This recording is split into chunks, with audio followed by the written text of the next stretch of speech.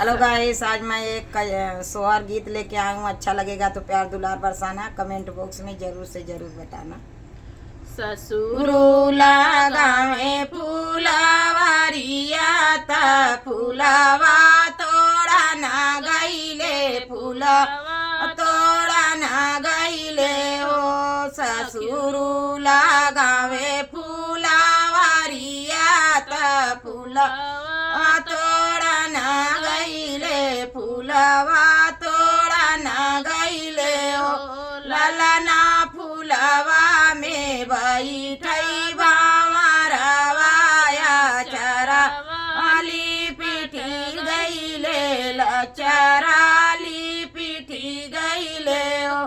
ललना फुलवा में बैठई बावरवाया चराली पटी गईले चरावाली पटी गईले हो भीतरा से निकला ले स्वामी आंगनवा में आई देख आंगनवा में आई गईले हो भीतरा से निकला ले स्वामी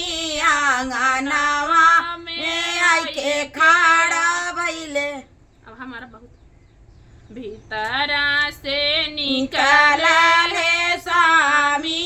आंगनवा में आई के आंगनवा में आई के नौ दाना काहे तोहरा मुहावा पियर भया चरा दो मिल भया चरवा दो मिल भयो दाना काहे बहर मुहावा पियर भया चरवा दो मिल भया चरवा दो मिल भयो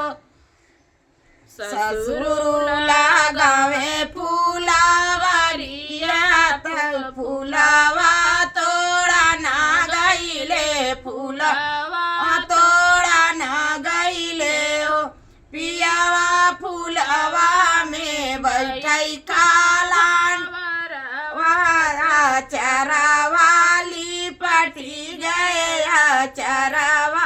लिपटी गए हो पियावा फुलवा में बैठई बावरवाया चरावाली पटी गए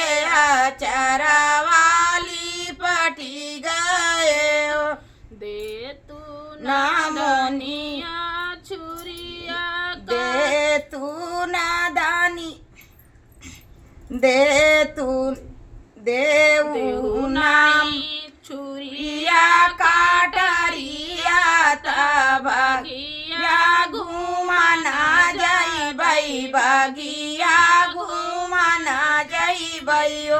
देऊ ना धनिया तू छुरिया काटरिया तबगिया घुमाना जई बई बगिया घुमाना जई बइयो